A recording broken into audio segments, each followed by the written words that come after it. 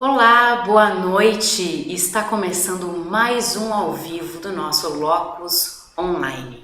O assunto de hoje é um assunto polêmico que certamente está na cabeça dos passofundenses quase que diariamente, sejam eles pedestres ou motoristas.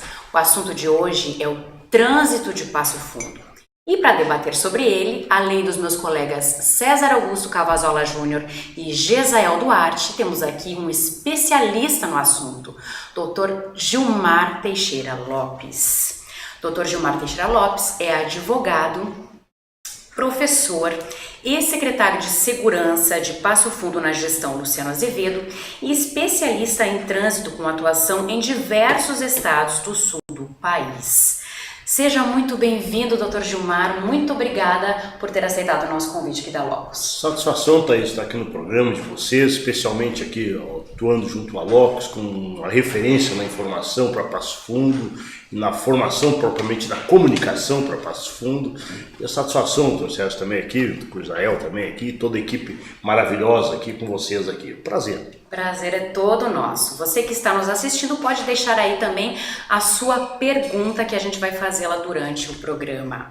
Doutor Gilmar, o senhor esteve à frente da Secretaria da Segurança aqui de Passo Fundo nos 2 primeiros anos do mandato do prefeito Luciano Azevedo. Quando o senhor ingressou na secretaria, como estavam as pastas neste período inicial e quais foram as primeiras políticas adotadas nessa questão do trânsito? Perfeito. Antes de mais nada, quando nós assumimos a Secretaria de Segurança, a convite do prefeito Luciano Azevedo, 2013 até março de 2014, nós assumimos com 2 propósitos básicos. O primeiro deles é fazer uma gestão transparente, uma gestão de credibilidade. Todos os nossos atos dentro da Secretaria eram revestidos de absoluta transparência. Havia um processo que se iniciava com o despacho do secretário e havia um processo que seguia um roteiro dentro da prefeitura e retornava. Alguém tinha que dizer para a comunidade o sim ou não por escrito. Esse era o meu fundamento básico. Os atos também de reuniões eram feitos com a medida, pautados na transparência, ou seja, reuniões quase sempre eram feitas com 3, 4 pessoas, muitas delas eram servidores de carreira do município, que participavam da reunião para garantir essa transparência, essa credibilidade dos nossos atos. E, obviamente, por trás disso teve uma gestão pública voltada aos interesses também da segurança pública e do trânsito propriamente, que eram duas situações vinculadas à pasta, né? Então, obviamente, dentro desses princípios, dentro dessa demanda proposta pelo prefeito e nossa também, nós passamos a assumir a secretaria buscando essas 2 frentes. Atingir a Secretaria de Segurança Pública, o seu propósito, em parcerias, em trabalho constante com a Polícia Civil, com a Brigada Militar, Polícia Federal, visando a segurança de Passo Fundo, e especialmente com os nossos próprios agentes de trânsito, atuações até mesmo com a Polícia Rodoviária Estadual e Federal, porque evidentemente havia interesse e existe interesse, porque atende rodovias da nossa região. E num segundo momento, o grande propósito maior que era o trânsito Passo Fundo. Vamos dizer assim, eu procurava ficar sempre assegurado que teria ao meu lado excelentes técnicos que evidentemente nos acompanhavam na secretaria. E aí tinha um setor de engenharia específico, um grupo de agentes de trânsito treinados e apaixonados pelo trânsito de Passo Fundo, e esse grupo sempre se colocou à disposição nossa, até porque eu posso afirmar que todos os agentes de trânsito que estavam ali desde 2000 sempre fizeram cursos comigo. Dr. Gilmar? Naquela época, né? Então, você sempre realmente, Dr. Sérgio, sempre tivemos assim uma participação muito grande com uma integração, me permite só concluir, Sim. Uma integração muito grande entre o secretário, o gestor público, com os seus servidores, com os seus funcionários, respeitadíssimos agentes de trânsito e respeitadíssimos integrantes da Secretaria de Segurança Pública. Doutor Gilmar, o senhor falou bastante em transparência e hoje transparência se tornou uma palavra de senso comum, como democracia e coisas gerais. Eu acho que virou já uma pauta seguida de todos os políticos. Parece que se eles não falam em transparência, democracia, dinâmica administrativa, essas coisas, parece que eles não se elegem a nada. Mas uma coisa que nós observamos, que a gente acompanha o trabalho da Câmara de Vereadores, é que os vereadores reclamam muito da questão da transparência das secretarias. Primeiro vou lhe falar numa questão de análise de dados. Quando a gente vai procurar esses dados, a gente tem uma certa dificuldade, embora ninguém aqui seja um amador no assunto. Então tem uma dificuldade já de encontrar esses dados. E segundo a própria reclamação dos vereadores, que às vezes a população procura, eles não encontram a resposta, eles têm uma dificuldade. A questão técnica, eles tentam buscar essa informação do Poder Executivo através do pedido de informação, mas ainda uma reclamação de falta de transparência. Como é que o senhor lidou com isso? Na verdade, quando eu me refiro aqui à questão da transparência, ela atinge diversas frentes. Sim. A primeira delas é a transparência e credibilidade nos atos. Todos eles eram revestidos da mais absoluta, vamos dizer assim, transparência no agir. Minhas reuniões com determinado empresário, ou determinado servidor, ou determinado vereador, ela era revestida em 3, 4 assessores. Assessores, os servidores de carreira do município, não eram CCs contratados para aquela finalidade. Ou seja, eu me revestia desses elementos para evitar situações qualquer de má interpretação de um gesto ou até mesmo uma decisão. O segundo aspecto, que nós acostumados com os processos judiciais, que alguém impulsione, alguém conclui o processo, né? Então eu também fazia dentro desse princípio, né, de que efetivamente havia um processo inicial, que havia um despacho inicial, havia uma determinação para prosseguimento, e lá na frente eu cobrava a execução, se aquele processo retornou e se a obra retornou devidamente executada. Então qual é a ideia central com isso? Eu tenho uma lombarda física para instalar lá em frente à escola, no bairro São Luís Gonzaga. Esse processo abre, dá continuidade, eu volto e eu quero me certificar se foi executado. Até para dar uma satisfação para vamos dizer assim, o cidadão, para o contribuinte da nossa cidade. Então, esse é o ponto essencial. O outro aspecto da transparência também, que se denota muito, é a questão de onde estão esses dados inseridos. Nós sabemos hoje, no nosso mundo jurídico, não há mais como o advogado omitir informações do seu cliente.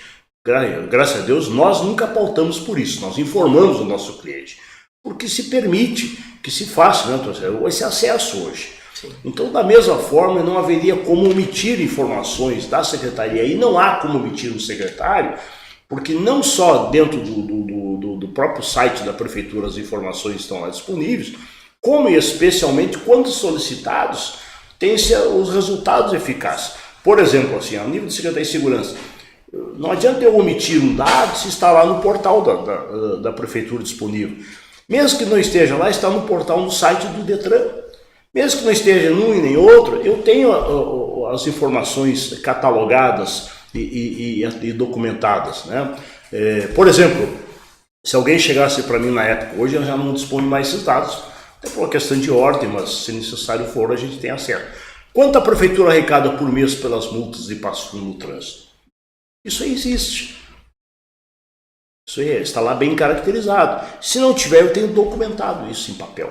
Mas a minha pergunta nesse sentido há uma dificuldade para o secretário lidar com porque esses pedidos de informações, sobretudo da Câmara de Vereadores, vem um certo volume, né, pelo que a gente observa. Na realidade, não sei se na sua pasta acontecia isso. Eu não enfrentei dificuldade. Por quê? E o senhor recebia os vereadores direto? Assim? Recebia os vereadores e atendia os vereadores independentemente do tom político, independentemente do tom partidário. Ou seja, realmente eu atendia todas as demandas. Tanto é verdade que eu mantinha um considerável respeito pelos vereadores, todos, independentemente da cor político, partidária, mantinha todos, porque por trás disso estava um ser humano que defende uma comunidade, e mais que isso, amigos da minha cidade, da minha comunidade. Então não tinha por que tratá-los como diferente, né? Então isso é possível. Nunca o secretário deve obstaculizar isso ao vereador, porque ele representa aquela parcela da comunidade que o elegeu, que são os mesmos que elegeram a sua pessoa, muitas vezes, como prefeito, vice-prefeito. No início de governo, eu garanto que muitos secretários têm capacidade, têm ideias e vontades para executar as funções, né? Educação, obras, tudo. Garanto que o de obras vem com conhecimento anterior de uma máquina para fazer um asfalto, um buraco na calçada, né? Cada um no seu segmento sabe o melhor equipamento para comprar. Só que a sua secretaria tinha uma particularidade que era contar com o orçamento das multas, né? Tem X de dinheiro lá que é obrigado a gastar com trânsito, né? Então, dá para dar um exemplo de alguma coisa que foi fácil comprar porque tinha esse dinheiro sempre garantido? Ou faltava muita coisa para comprar e quando assumiram comprar? Quando nós entramos na Secretaria de Segurança, identificamos algo que isso eu já havia identificado ao longo de um processo de convivência na cidade, porque a gente é natural daqui. Observava o quê? Cavaletes na via pública, os famosos cavaletes de madeira. Com todo respeito, Passo Fundo estava longe de conviver já com aquilo lá. Cavaletes que às vezes, por estarem mal sinalizados, acabavam anoitecendo e amanheciam um verdadeiro paliteiro. Eu já vi roubarem. Ou seja, isso evidentemente não poderia mais subsistir em Passo Fundo. As obras, eu cansei de dizer para o nosso prefeito, temos que sinalizar as obras de Passo Fundo, porque nós temos que enaltecê-las, nós temos que trazer à tona que as obras estão existindo, ainda que criem obstáculos na via pública. Nós temos que sinalizar. Para isso, na época, eu verifiquei na Secretaria de Segurança, nós tínhamos um considerável caixa financeiro disponível, que só poderia ser gasto naquilo. Não poderia ser gasto disponível. Reserva marcada. Reserva marcada para aquela finalidade. Isso decorre de lei, não é uma mera deliberalidade do secretário ou do prefeito. Isso decorre do Código de Trânsito, o artigo 320 do CTB, deixa bastante claro. Todas as verbas provenientes de multas só podem ser investidas em educação, engenharia e fiscalização. Ora, neste contexto de cavaletes na via pública, de madeira, para um contexto em 2013, um século literalmente avançado em termos de tecnologia de engenharia disponível, aquilo não era inconcebível. De imediato fizemos a licitação e adquirimos diversos cones à altura daqueles que a gente avista muitas nas rodovias, daqueles que a gente avista pelas questões de empresas particulares de pedágio, de plástico, concessionárias, que é de plástico, que a Polícia Rodoviária Federal dispõe também, aqueles que a própria PTC de Porto Alegre tinha disponível, né? Nós ligamos na época para a PTC, nós sabemos onde é que vocês compraram isso aí. Eu tinha que saber, o meu setor de engenharia colocou à disposição, olha, é possível adquirir por aqui, por aqui, por aqui. Far-se-á uma licitação e vamos adquirir.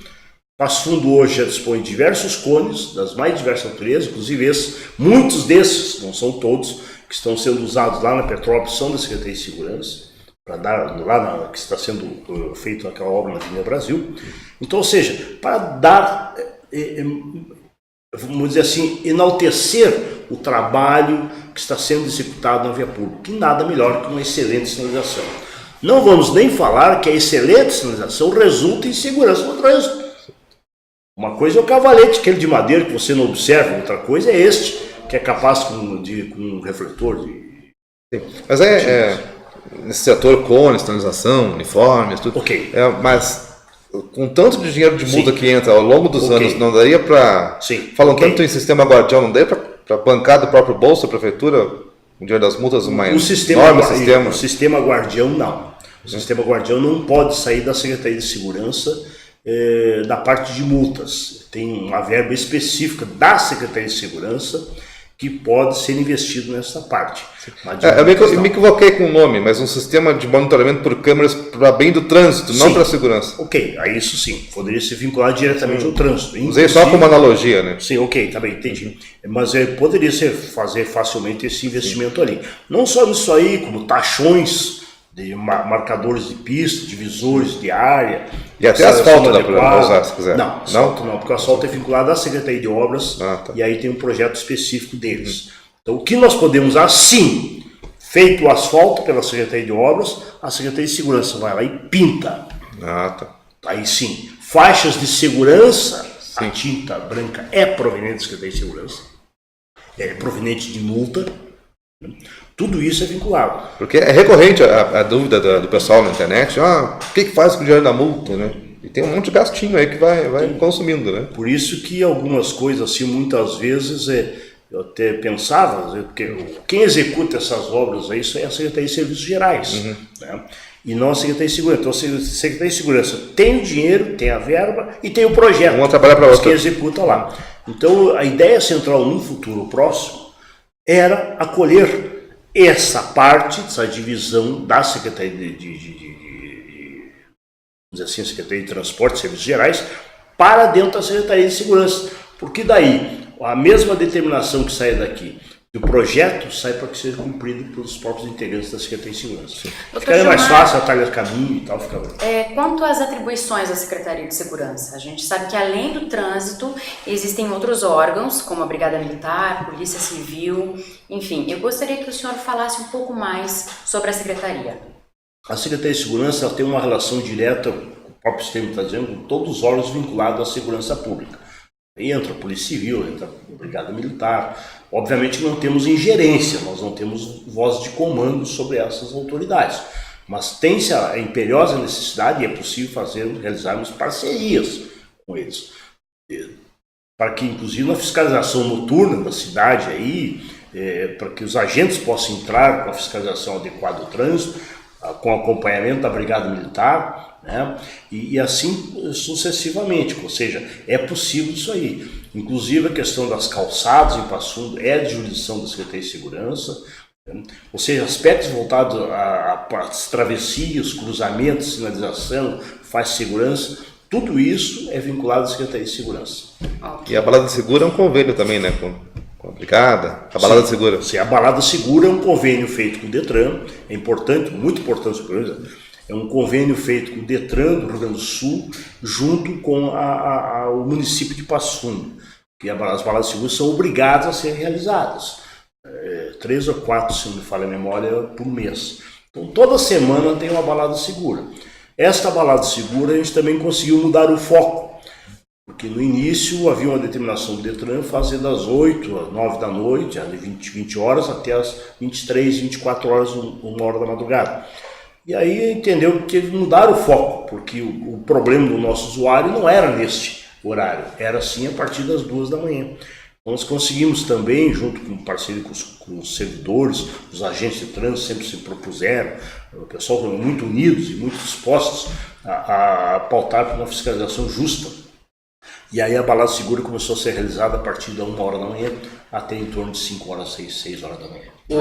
Atualmente tem uma grande pauta que é discutida na Câmara de Vereadores, que é em relação a esses problemas de ordem pública, sobretudo no período noturno. O maior foco de reclamação ali na Rua Independência. Tem baderna, tem consumo de drogas, inclusive tem uma situação que por um lado é engraçada, mas por outra até é preocupante, que um assunto que a gente trabalha aqui é a questão da ineficácia da lei. Porque os vereadores comentam assim, nós já criamos a lei que determina que é necessária uma segurança ali na rua, etc e tal. Eles dizem, mas o pessoal não cumpre a lei. E a gente fala, mas esses problemas eles não são resolvidos com lei, são resolvidos com medidas efetivas. Esse problema atual, ele está um pouco mais grave nesses dias atuais. Não é um problema, talvez, da época que o senhor estava na secretaria. Como é que era esse tempo? Quais são processo. Por incrível que pareça... Ali mesmo? Ali mesmo era um problema sério. Eu recebi ligações de madrugada acerca do que acontecia ali. E aí o que acontecia? Diante de uma situação que tinha que se adotar uma providência, e eu cansei de explicar isso para o nosso prefeito, que num prédio de 15, 20 andares, existem 15, 20 cidadãos de Passo Fundo, eleitores que de uma forma ou de outra, contribuintes, que buscam descanso no final de semana. Então nós fazíamos algumas intervenções com a Brigada Militar e com os agentes de trânsito, especialmente os agentes altamente preparados para esta missão. Ou seja, nós mudávamos a sinalização de determinados pontos da cidade para que o usuário, o cidadão, o condutor do veículo, tivesse que respeitar. Às 22 horas ele era obrigado a deixar aquele ponto ali, sob pena de... Aí sim, entrava o agente de trânsito e entrava a Brigada Militar lá na frente lá. Da mesma forma, sem impedir o direito de ir e vir, nós também adotávamos um outro procedimento. Fechávamos algumas ruas na madrugada. Porque o maior problema realmente do cidadão que está ali é que ele gosta de, de mostrar o seu carro e passar na frente, ele não se contenta em circular a pé. E por outro lado, ele torna-se um público fácil daqueles que estão na calçada. Mas que diferença que dá entre se fechar uma rua? É como se criasse um calçadão provisório, né? Mas qual a diferença que dá para... A ideia central sempre foi, eu sempre tive isso em mente, gostaria muito, por exemplo, assim, eu acho que a própria Rua Independência, um dos lados pelo menos é previsto, seria plenamente possível fechar ali uma das ruas por de forma permanente, o senhor. Permanente. Mas o problema não estava ali, o problema estava no barulho. Então a gente acabava com o volume de veículos na frente, você acabava com a festa. É que no seu tempo também, de secretário, o perfil de bagunceiro era outro. Naquele tempo era o som alto, o carro dando arrancada. Hoje eu acho que o perfil mais importante da bagunça do bobódromo, do nome técnico do local, é o pedestre que está bebendo na rua, brigando, gritando. É a pessoa. Não é mais seguinte, o carro não, que incomoda, eu digo o seguinte, que já era assim em todos os garrafas, tiravam nos prédios, tiros, ofensas aos usuários, aos cidadãos que moravam no edifício da parte de cima. Então, sujeiras na madrugada, já era um caos realmente naquela época. O que evidentemente aconteceu nos últimos tempos foi ter, em razão talvez da quantidade de restaurantes, bares na região, multiplicou também a quantidade de participantes. Mas realmente falta assim, um aspecto também, por outro lado, um líder desses grupos de pessoas que possam se organizar e dizer o que podemos fazer para nós nos autoeducar aqui. Daí entra a fiscalização.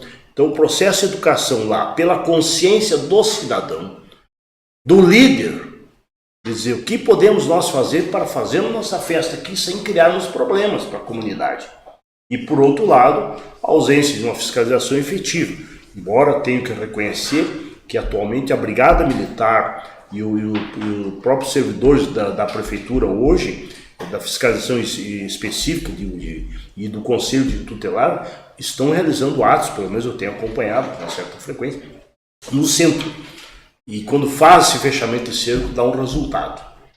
Eu já pensei sobre isso, em questão, porque com certeza devem circular menores de idade ali. Sim. E pelo que se observa, é muito cobrada a participação do Conselho Tutelar, que poderia fazer uma medida mais efetiva, contatar a família. Com certeza isso seria preocupante, né? E poderia até ser mais efetivo, eu acho, como uma forma de cobrança. Né? Nós sofremos uma outra consequência, e aí de concordar comigo, além da fiscalização, eu entendo que ela é eficiente, apesar das suas situações adversas que elas enfrentam, quanto à quantidade de agentes, disponibilidade de homens, da segurança pública, da Brigada Militar disponível, do próprio Conselho Tutelar, às vezes envolvido com outras atividades, nós temos que criar uma cultura também diferente, nossa, cidadã, cobrarmos dos nossos deputados a mudança da lei.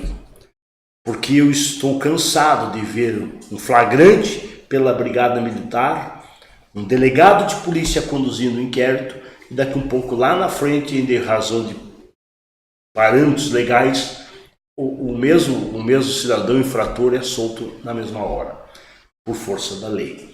Mas o judiciário, eu entendo que tem suas peculiaridades, alguns por questões ideológicas, outros não importa isso agora. O que eu vejo é o seguinte, a lei é muito mais importante nós atacarmos. E aí eu entendo que o cidadão que foi para a rua cobrar resultado de uma eleição, cobrar resultado vamos dizer assim, um trabalho eficaz e transparência de um governo federal justo, esse mesmo cidadão tem que ir para a rua agora e cobrar do seu deputado, que quer modificar a Constituição Federal, cobrar do seu deputado o pacote anticrime, encaminhado recentemente para o Congresso, você não fica muito cômodo. Então eu entendo que é isso que é relevante, cobrar do seu deputado. Meu problema hoje não está os 40 milhões que o governo federal tem que dar para os deputados. Eu até entendo que é a obrigação dele dar para os deputados. Que dê 1 milhão para cada um lá, 2 milhões para os deputados, 3 milhões, não importa isso. O que eu quero saber é o seguinte, deputado, eu sei que você ganhou 2 milhões ontem de verba. Aonde que tu vais investir isso? Até eu escrevi um artigo sobre isso, estou para enviar para uma revista sobre o pacote anticrime. Certo. Até não enviei ainda por uma questão de análise, uma novidade, certo, okay. Mas uma das coisas que o ex-juiz Sérgio Moro falou que para mim são fundamentais, embora não atue na área penal, é a mudança do Código de Processo Penal, porque bem como o senhor falou, tem a lei, nós já temos uma lei com um certo papel e que cumpre a sua finalidade agora. Perfeito. No fazer cumprir essa lei, né? E nós estamos falando de processo. Perfeito. É o que acaba sendo problema na prática, né? Então, realmente, assim, o que acontece? Uma brigada militar atuante, um agente de trânsito atuante, uma polícia civil, uma polícia rodoviária federal, hoje com uma atuação fantástica, a polícia rodoviária estadual também, aí te vê os agentes de trânsito fazendo o seu trabalho. Daqui a um pouco você vê que esbarra lá na ponta porque o camarada tem que ser solto, tem que ser absolvido, porque a lei, infelizmente, propõe isso. Então está na hora também de nós mudarmos o foco. Não cobrar apenas a fiscalização, fiscalizarmos e cobrarmos dos nossos legisladores o que eles estão fazendo ou deixando de fazer para a proteção da nossa comunidade, do brasileiro em si, do cidadão. Então esse é um detalhe assim, importante. Agora, é claro, retornando à nossa realidade de Passo Fundo, eu não tenho a menor dúvida. Eu sempre tive comigo, e repito isso, uma rodovia fiscalizada é uma rodovia respeitada. Um perímetro urbano fiscalizado é respeitado. Certamente. Então eu entendo que a atuação frequente, de forma eficaz, de forma contínua, naquele ponto, há uma tendência do delinquente se afastar. Mas o Gilmar, tu vai transportar esse problema para a cidade vizinha. Bom, aí não sei, aí ele também tem que resolver lá. Mas eu tenho que resolver o meu aqui. É isso que o senhor falou, da gente monitorar o trabalho dos políticos, é uma coisa que a gente faz aqui na Locus, né? Perfeito. Esse é o nosso trabalho, de monitoramento, né? Perfeito. E é importante as pessoas ficarem ligadas para cobrar aí do seu governante, perfeito. Né? Perfeito.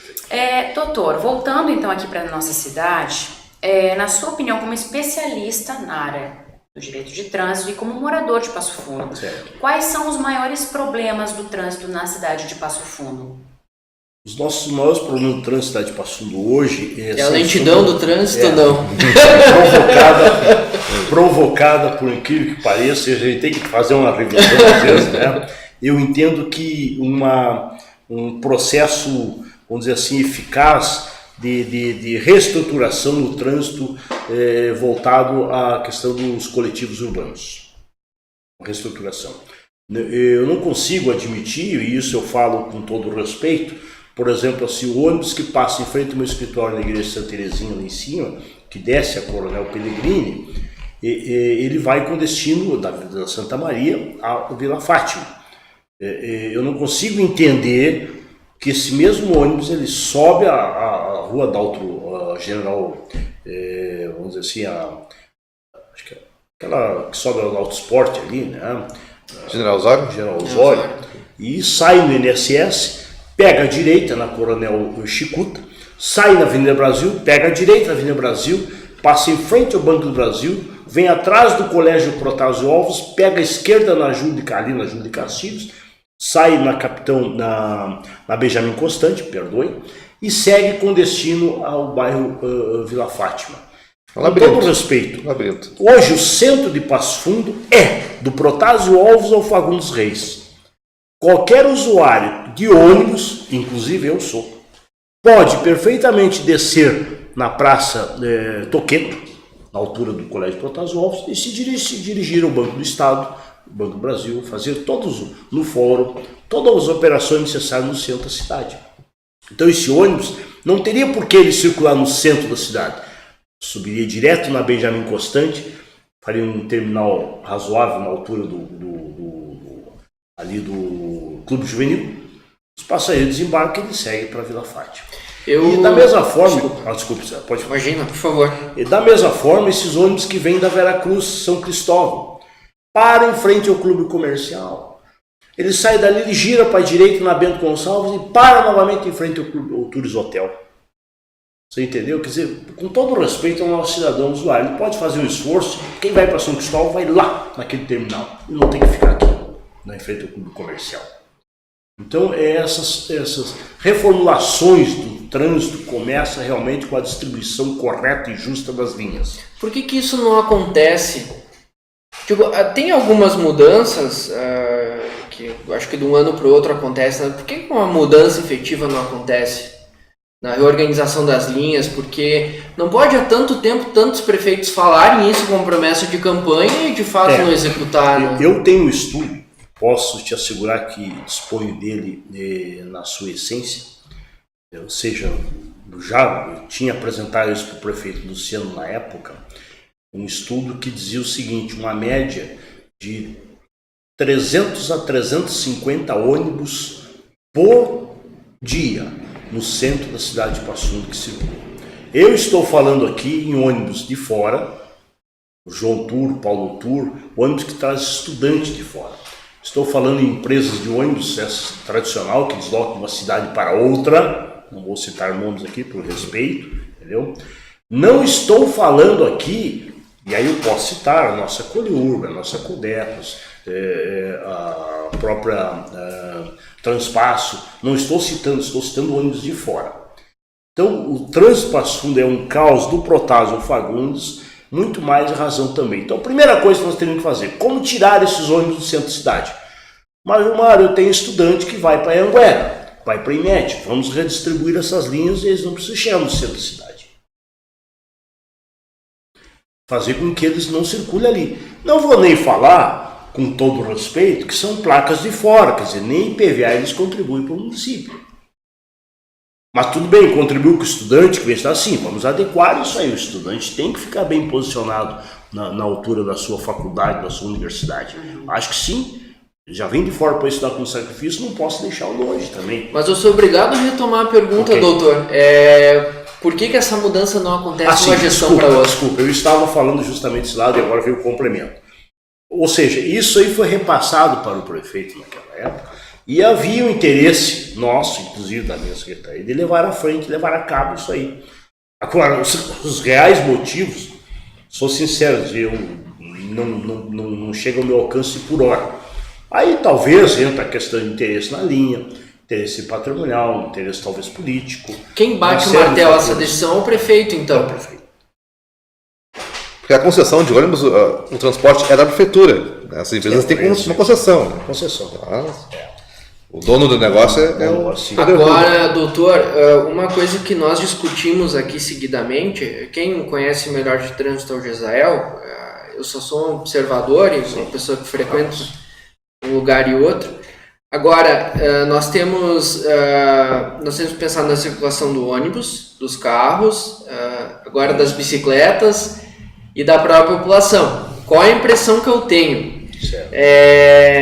Que é um ambiente para se criar um negócio, como por exemplo um salão de beleza, e coloca uma padaria dentro do salão de beleza, e coloca um terceiro negócio, um quarto negócio, mas deveria só funcionar um. Então parece que num espaço que só deveria estar funcionando uma desses meios, está funcionando 4, 5, e ainda tem todas essas medidas modernas para colocar bicicleta, a sensação é que não tem espaço para funcionar tudo isso. E o que é pior agora, entendeu? Você colocou uma situação peculiar aqui, é o rebaixamento a 100% das calçadas. Isto contribui para o bem-estar das empresas, dos negócios, mas traz uma contribuição muito negativa para o cidadão usuário. Não só para o pedestre, que ao circular numa calçada ele tem 100 metros de possibilidade de ser atropelado, uma marcha ré do veículo, como também, especialmente, porque retira da via pública a possibilidade de um estacionamento. Então isso também é ilegal mesmo, porque a lei contempla, quando foram feitas essas calçadas, tá? Isso já o ano passado, agora surgiu a nova lei que ocorreu algumas alterações. Mas essas calçadas anteriores, antigas, que estão na cidade, os 100 metros rebaixados é proibido. O Código de Obras determinava que era 50% da calçada a pé. Então, se eu tenho um terreno de 30 metros de frente, uma bela construção com 3 lojas, 15 metros eu poderia rebaixar, os outros 15 eu manter. Só para esclarecer, quem está assistindo não está entendendo, é o rebaixamento, abrir para a garagem, o cara tem uma farmácia lá e abre vaga interna para... toda Ou seja, a faixa coloca ali diversos veículos, 4, 5 veículos, um do lado do outro. Mas será que houve um número de atropelamento significativo para ser necessário a lei estabelecer o que deve ou não o proprietário fazer? Olha, eu entendo que não haveria desnecessidade de discutir esse número significativo. Só a possibilidade de aumentar o risco, por si só, já fala alto da possibilidade, então, de retirar isso aqui da forma que está sendo feito. Então, o rebaixamento de calçado, dos 100% dela, para mim, constitui um abuso e carreta graves danos, a possibilidade de acarretar graves danos ao cidadão, ao contribuinte, ao próprio usuário, enfim, ao pedestre. Mas é que isso gera até claro que não estou generalizando para esse caso de uma maneira absoluta, mas eu acho que às vezes esse tipo de análise, doutor, e digo isso com todo respeito, Claro. é que leva uma série de obrigações para o próprio contribuinte que às vezes não deveria ser dele. Eu digo, por exemplo, por uma questão de segurança nacional, criar uma lei de desarmamento no país, que é uma lei que ninguém gostaria, sabe? E nós acompanhamos a criação de uma série de leis justamente nisso. Nós temos que conter os riscos quando, na verdade, a gente não tem dados significativos para ser necessário uma lei específica sobre o assunto. Sabe, eu estou lhe dizendo como cidadão, alguém Entendo perfeitamente, não é por nada que o nosso Código de Trânsito, de 98, ao longo desses 21 anos, já são mais de 700 resoluções. Ou seja, a cada ato vamos dizer assim, praticado, que vê uma certa ilegalidade, cria-se uma norma. Por isso que às vezes eu digo para as pessoas assim, procura respeitar esse ambiente que tu estás, quanto ao horário, quanto à permanência, quanto ao tipo de uso de veículo aqui. Porque daqui um pouco vai surgir a necessidade de implementar novas regras. E aí vocês ficam inconformados porque se criou as regras. Porque alguém violou alguns princípios de relações humanas. Né? Eu até comentei com o vereador Tozon, com o vereador Luiz Miguel, né? O Luiz Miguel eu comentei a semana passada, foi o vereador. Se vocês continuarem nessa atividade normativa, daqui uns dias para alguém andar em Passo Fundo vai precisar de um advogado do lado, né? Boa, isso que eu estou falando só de leis municipais, mas as estaduais e as federais, né? A gente tem interação na A gente tem interação, era isso que eu ia falar, com relação aos problemas do nosso trânsito aqui de Passo Fundo. Solange Maria Pinto mandou o seguinte comentário: por que um passeio deste tamanho na Petrópolis, em vez de alargarem as ruas, alargaram os passeios? Falta sinaleira na frente dos bombeiros, não se tem visibilidade. O que o senhor acha disso? Olha, a Solange ela está coberta de razão. Eu particularmente faria uma proposta diferente em termos de Avenida Brasil, por exemplo. Eu tenho pensado que 20, 30 anos, não pensar agora. Porque a Avenida Brasil já é um problema hoje, porque a única via que dá acesso, né? A única via que dá acesso hoje é a região norte do estado. Então a Solange está coberta de razão. É preocupante isso. Então teria grande oportunidade de aumentar o espaço da via pública. Isso facilitaria.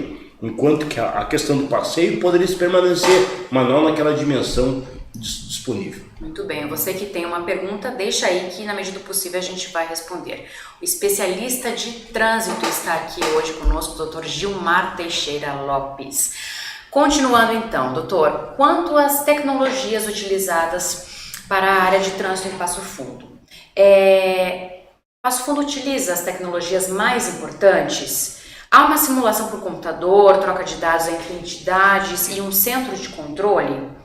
Quantas pessoas efetivamente pensam o trânsito de Passo Fundo e de quais secretarias? Muito bem. Primeiro, quantas pessoas pensam o trânsito de Passo Fundo? Certo, vamos começar do fim. É preocupante. Porque o pensar no trânsito, antes de mais nada, começa com a tua autocrítica. O que eu estou fazendo agora como cidadão?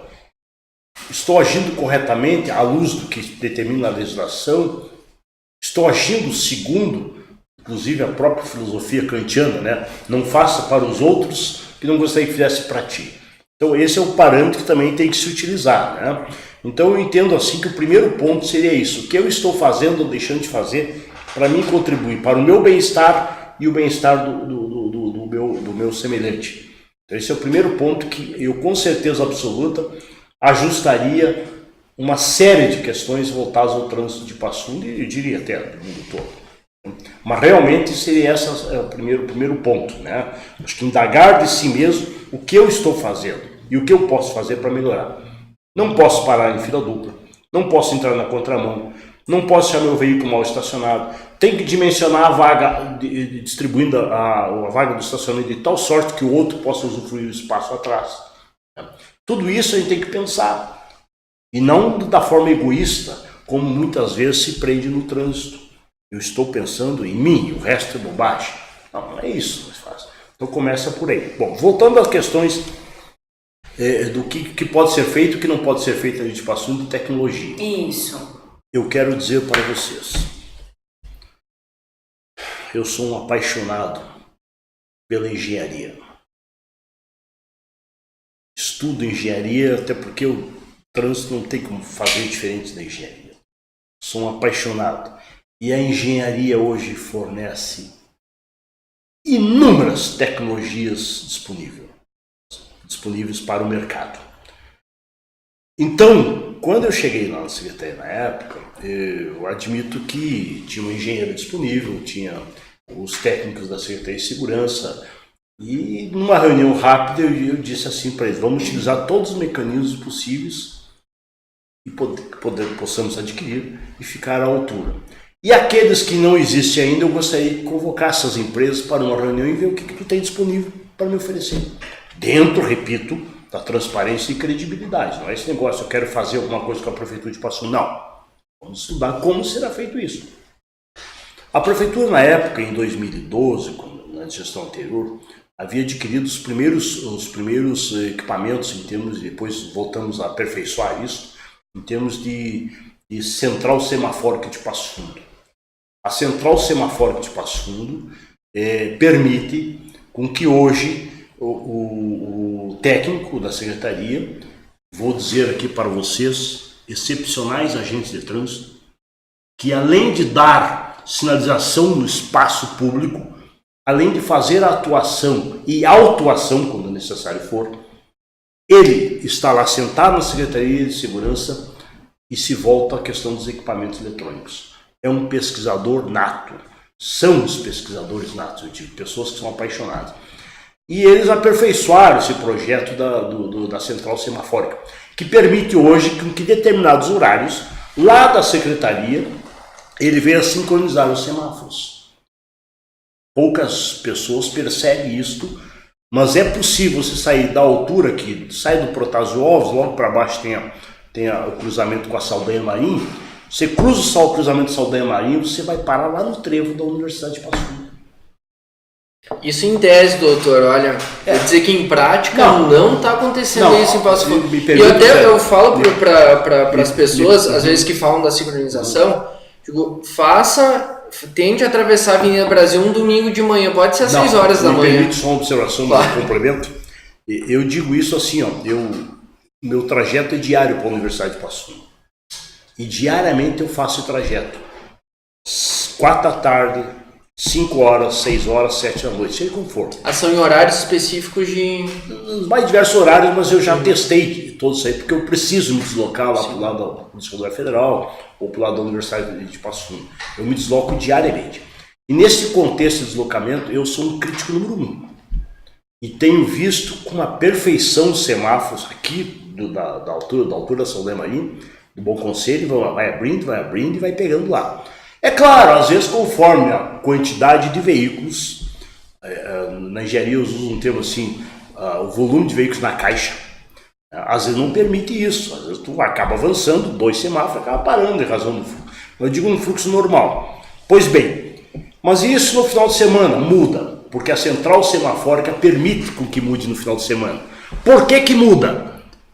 Porque o servidor está ciente de que naqueles finais de semana não tem por que razão o semáforo da via secundária permanecer muito tempo aberto.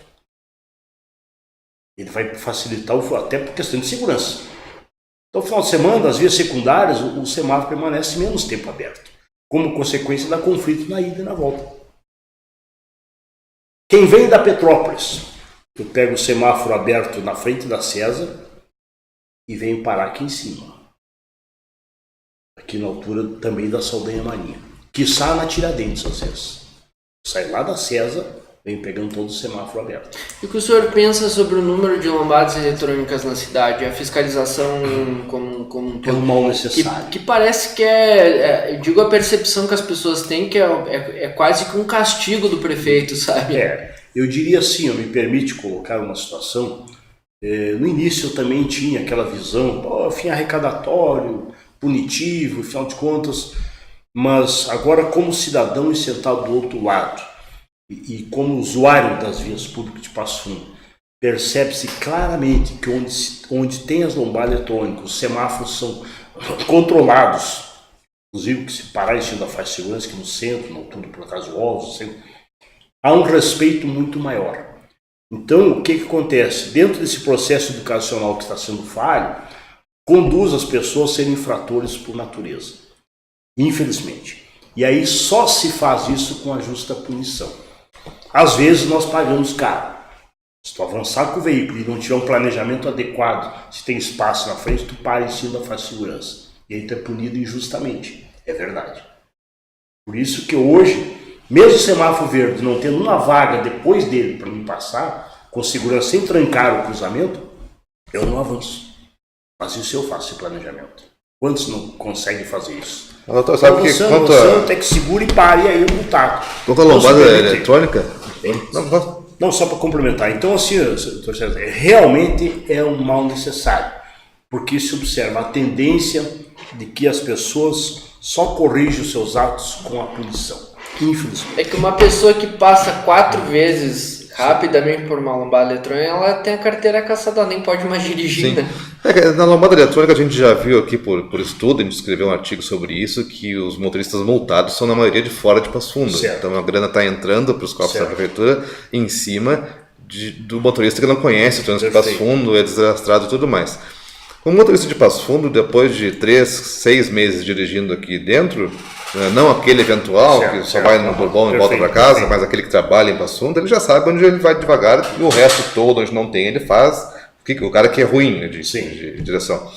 Eu dou o exemplo da minha esquina, que é uma das piores de Passo Fundo, você deve saber bem, que é a Paissandu com a Saldanha Marinho, é acidente todo dia, fora os toquinhos, que são 15, 20 por dia, e ali os caras fazem coisas horríveis. Então, eu acho que é uma questão só de roleta russa, a questão da lombada. Certo. Eu acho que outros dispositivos de orientação de trânsito, redução da pista naquele ponto, sem multar... Tiramos por diversos pontos o estacionamento à direita, para que tu tenhas visibilidade quando avança no cruzamento. Sim. Mas assim, eu acho assim que a questão de lombada não é isso tudo. Acho que teria que ser melhor pensado em Passo Fundo. Para dar dinheiro é ótimo, né? Sim, não, ok. A lombada eletrônica, assim, nós fizemos uma readequação de alguns equipamentos.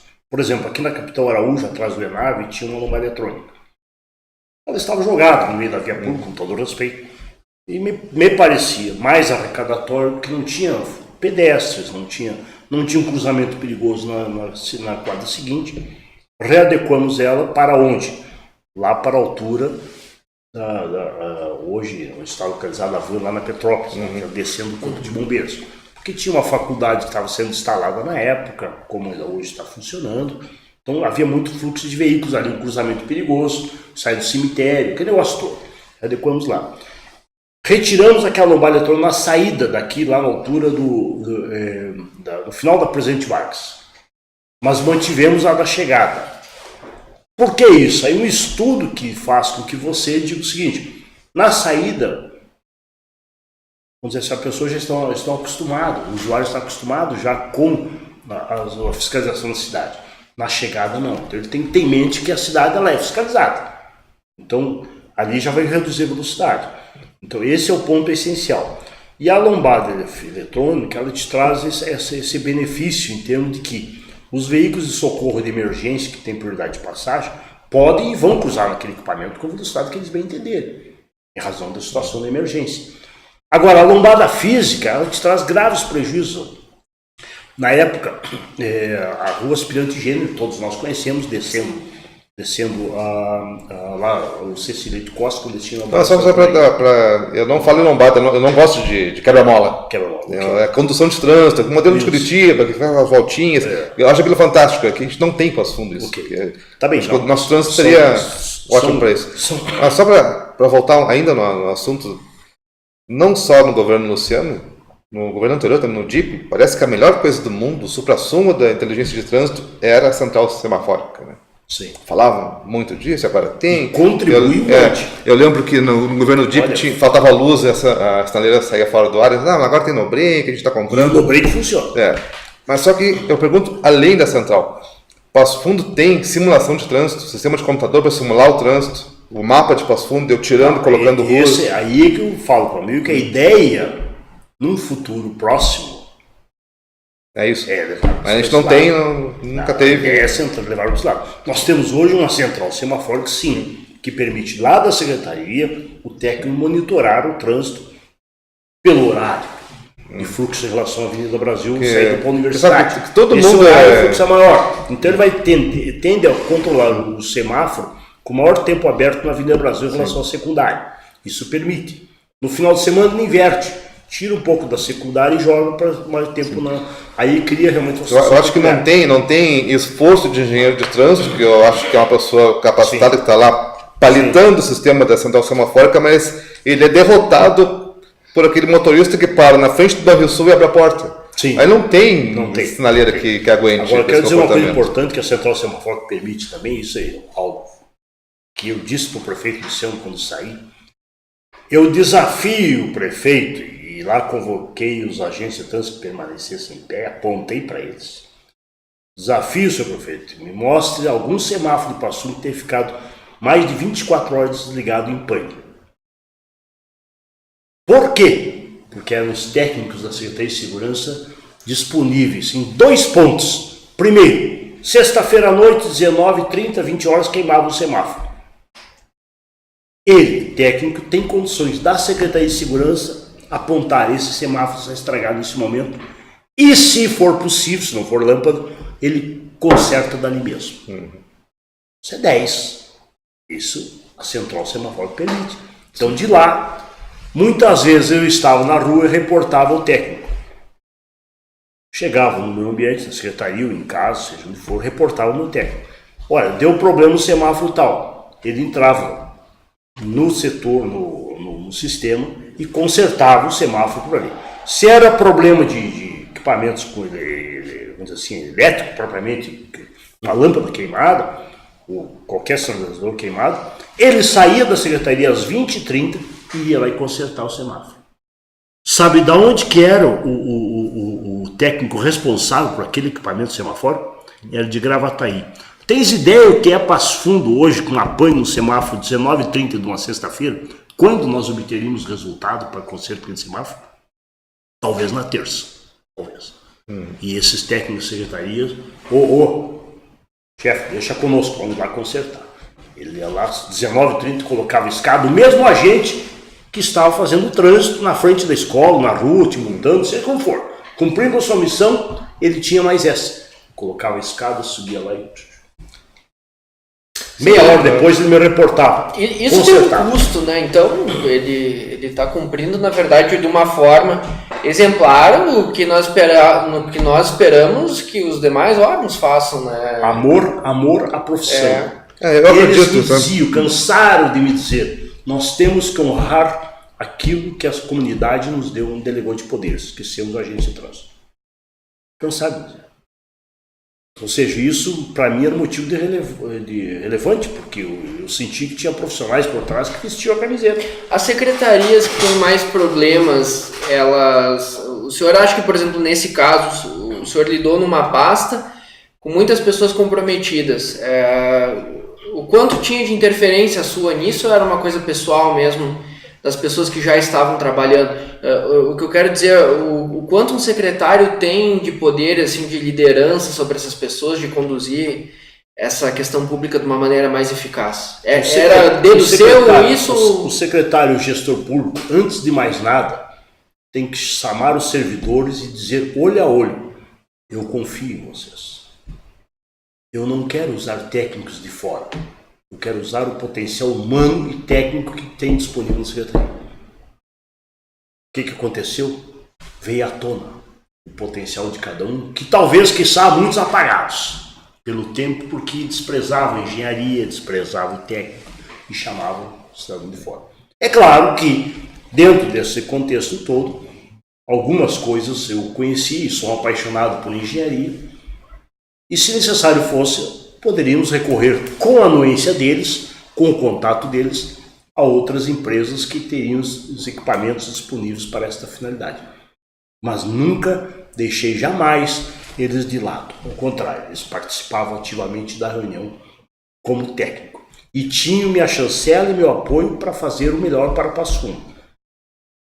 Melhor para Passo Fundo.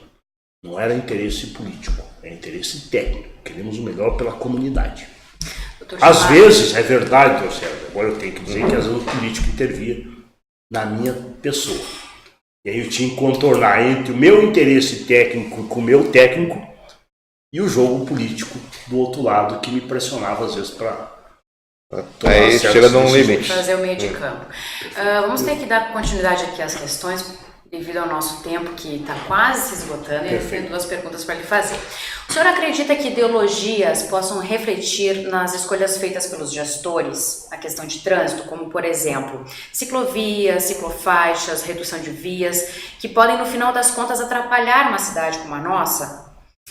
E já que tocamos no assunto de ciclovia, como o senhor vê a adoção desta alternativa da ciclovia? Primeiro questionamento é chamado custo-benefício.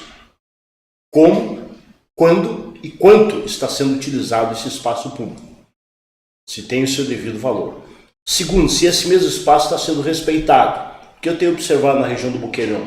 As pessoas desrespeitam as regras básicas, tem uma placa proibido que é só para bicicleta. Sim. E acabam caminhando ou correndo naquele espaço público. Exato.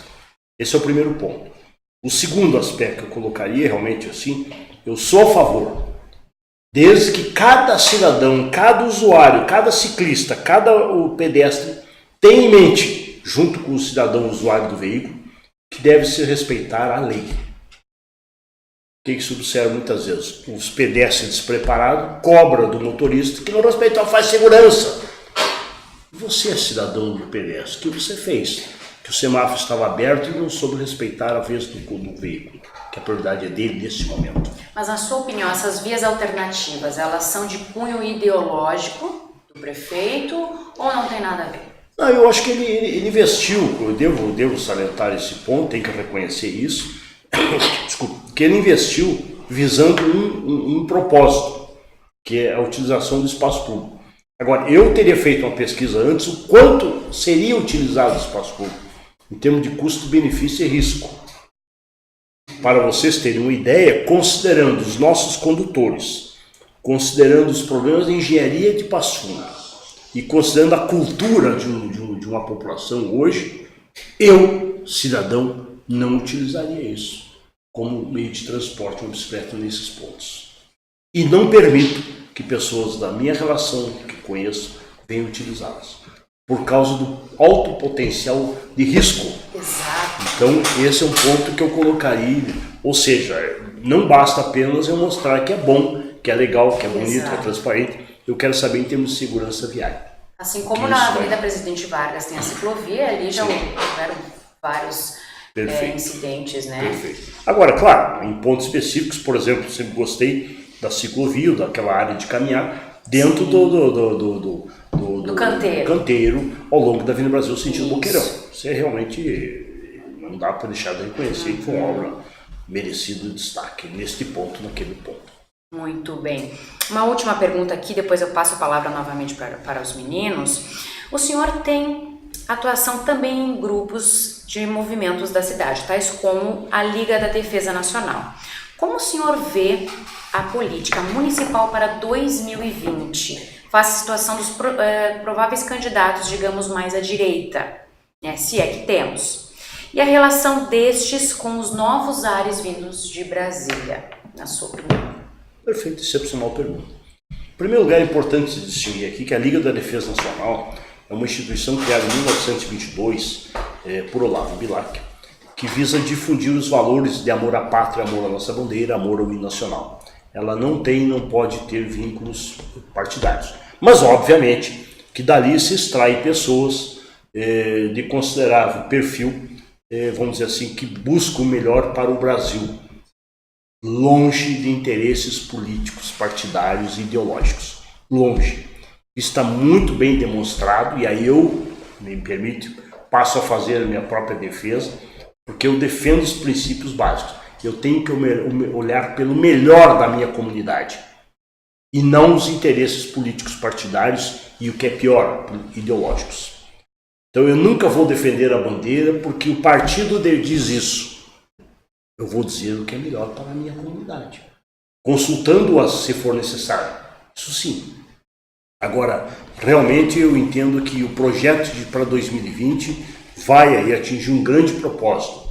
O cidadão de Passo Fundo, o nosso perfil de pessoas que integram a nossa comunidade estão se afastando, isso a gente observa no cotidiano, estão se afastando cada vez mais desses projetos de políticos partidários que defendem ideologias.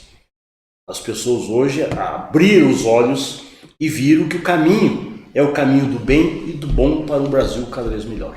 E como consequência disso, para Passo Fundo melhor. Então, hoje realmente os projetos políticos partidários de Passo Fundo devem se voltar longe da política partidária, longe da ideologia, mas deve se voltar a um caráter único. O que o senhor, como candidato, vai fazer pela minha cidade? Eu vou fazer o melhor por você. E estás lá disposto depois a me cobrar. Eu não vou fazer promessas de algo que eu não possa cumprir. Mas é claro que o partido que o senhor vai representar, ou enfim, a pessoa... Terá que atender essas diretrizes. Mas possui uma agenda, né? Okay, Dentro mas, disso terá que ser cumprido. Mas ele terá que atender essas diretrizes sob pena de, eu obviamente não vou me inclinar a favor daquele partido. Então o senhor é da opinião de que vota na pessoa e não vota no partido? Perfeitamente. Matou Essa é a sua filosofia. Essa é a minha filosofia. Eu acho que hoje em dia temos que ir atrás de quem é realmente esse candidato, quem é ele. Como bem tu disseste aqui, o perfil da pessoa humana que está por trás disso, a sua conduta, o seu cotidiano, né? A sua relação com as pessoas, com o mundo forense, com o mundo de amizades, enfim, do mundo dos negócios, sempre foi transparente, foi de credibilidade, é nisso que podemos apostar. Chega daquele que só canta com o meu partido, quero vir perto. Muito bem. O senhor tem muitos elogios aqui. O Giba Moraes diz que o senhor é um mestre do trânsito. Sidney Bolfante manda um abraço a todos, especial ao Dr. Gilmar. Obrigado. Eu tenho mais um comentário antes de passar novamente a palavra para os meninos, do Odolir Foreste. Quem poderia auxiliar a administração está completamente fora do governo do prefeito Luciano, como é o caso do Dr. Gilmar. Que pena. Passo Fundo precisa de pessoas competentes e não de amigos como secretários. Fica aí mais um elogio para o senhor, então. Fico, de certa maneira, lisonjeado. Feliz. Muito emocionado em ouvir essas situações como esta, mas eu quero dizer para a minha comunidade, para as pessoas que eu sou apaixonado por Passo Fundo, acho que a gente tem que sempre buscar o melhor para a cidade. Esse é o ponto essencial, independentemente de cores político-partidárias, como eu falava, né?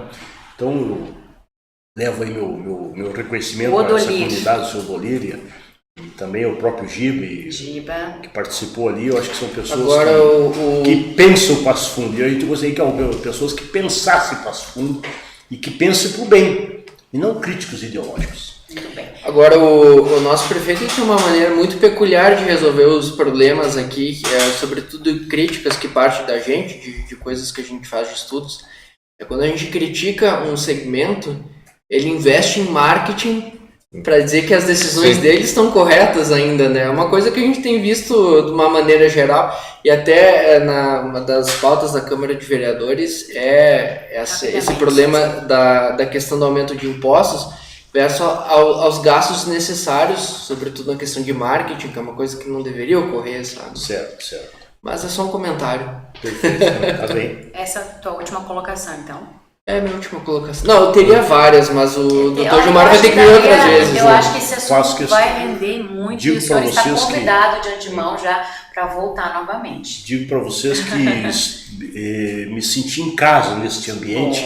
Que bom. E me proponho a voltar aqui tão logo vocês me avisem e retorno aqui com essa equipe maravilhosa que tem esse grupo de pessoas fantástico. Já está e a nossa convidado. comunidade também que participa, que é importante a comunidade Com participar. certeza, muito porque importante. não só participar de repente com ideias, com crítico, elogio, seja como for, mas tem ideias. Porque eu adorava fazer uma coisa na secretaria. Outra coisa, além de se relacionar bem com os servidores, eu era um apaixonado de se relacionar com a comunidade nos bairros. Porque dali eu extraí ideias fantásticas, que se não fosse aproveitado naquele bairro, por questões de engenharia, eu ouvia a ideia do cidadão e ia aproveitar no outro bairro. Então a vida é a interação, a vida é conhecimento. Não dá para dizer assim, por isso que eu entendo que é relevante aí o contato com as pessoas e com o mundo. Com o povo, né? Perfeito. Jezael, última colocação. Olha, eu teria uma última colocação, mas não vou colocar, não vou perguntar porque a gente ficaria mais uma hora aqui. Falar sobre discriminação de trânsito, e todo mundo tem palpite para dar para o trânsito, e quem poderia dar a verdade ao computador que não existe hoje na cidade, infelizmente. Espero que um dia compre. Vamos tentar isso aí. Mas eu vou largar uma bomba agora. Fazer uma pergunta que eu estava pensando em casa, essa pergunta. Por que até hoje, às 5 ou 6 da tarde, a gente anda na Brasil e tem um azulzinho na frente do Notre Dame, na frente do Bom Conselho? Parece que os azulzinhos trabalham para o colégio. A escola pública não tem. Vou dar uma de luta de classes agora. Ok, entendi. E tem diretoras de colégios públicos já reclamaram para mim, pô, aqui nunca vem ninguém. Então, larguei a bomba. Na realidade, eu não vou te responder assim, eu não consegui ver uma bomba isso aí, é uma situação real, ok? Mas eu diria o seguinte, desde aquela minha época já existia a situação como essa aí. O que a gente contemplou e contempla, e creio que o segmento continua o mesmo. Em razão da pouca ou pequena quantidade de agentes de trânsito, a gente tem que distribuir nos horários de escola com muita prioridade naqueles pontos essenciais de grandes conflitos de relações de trânsito. Pedestre, Avenida Brasil, congestionamento, Então, realmente acaba direcionando para essas. Né? Então, realmente, às vezes a escola estadual, com todo respeito, lá em determinado bairro, não tem o fluxo viário que tem. Agora, bom, e a segurança? A segurança, sim, aí compete à Brigada Militar e outros aspectos dessa natureza, voltados à segurança pública, instituições dessa natureza, né? Entidades. Mas realmente o trânsito, neste momento, a gente acaba focando ali. Mas não porque privilégios dá com a escola, porque realmente ela está localizada em pontos críticos e que exigem uma certa cautela, sob pena de, e aí a gestão pública falha. Porque eu tirei o agente de trânsito, coloquei, com todo respeito, repito isso, quiçá pudéssemos ter inúmeros agentes de trânsito ou disponíveis, porque nós temos que contar que hoje a cidade deve estar com 50 e poucos agentes de trânsito na ativa. E no papel são quantos? São 70, eram 68, 70 por aí mais ou menos.